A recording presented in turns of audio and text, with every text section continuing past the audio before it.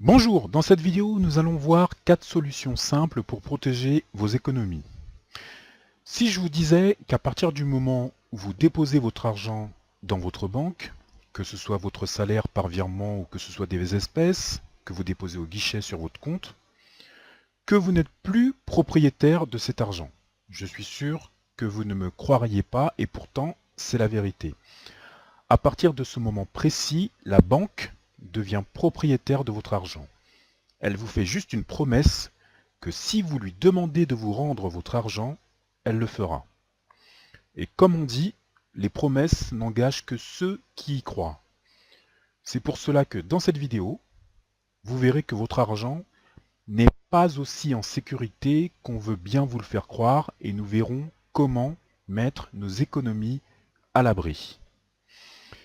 Ce qu'il faut bien comprendre, c'est qu'aujourd'hui les États, et surtout la France, ont beaucoup de besoins à cause des déficits, et ils prennent et prendront l'argent là où il se trouve. C'est pour cela que laisser trop d'argent dans une banque, c'est accepter qu'il soit pris en otage un jour par un État qui est en manque. Une banque n'est pas un service de conservation de votre argent. Vos dépôts sont menacés dès lors que votre banque ou l'État sont en difficulté. La Grèce, l'Irlande, le Portugal et Chypre l'ont déjà prouvé. Généralement, si vous avez de l'argent à placer et que vous allez voir votre banque, voilà ce qu'on va vous proposer. Des livrets d'épargne, des contrats d'assurance vie et éventuellement un PEA, un plan d'épargne en action. Le problème, c'est que dans tous ces cas, la banque ou l'établissement financier reste votre risque de contrepartie. C'est-à-dire que vos dépôts ne sont plus votre argent, mais une créance que vous avez vis-à-vis de la banque. L'argent déposé sur les contrats d'assurance vie, en euros, ou le livret A, est essentiellement investi en obligations d'État français.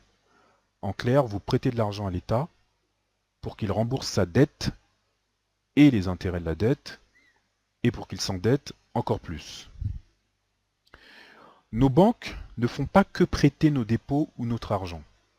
Elles en prêtent encore plus. En effet, elles empruntent de l'argent pas cher sur les marchés financiers pour le prêter beaucoup plus cher. Mais elles empruntent aussi pour investir, entre guillemets, en actions, en obligations et dans d'autres produits complexes en espérant bien sûr en tirer des plus-values.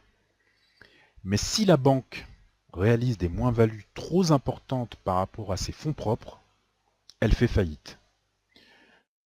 C'est pour cela que, pour conclure, notre épargne ne doit pas être nécessairement conservée dans une banque.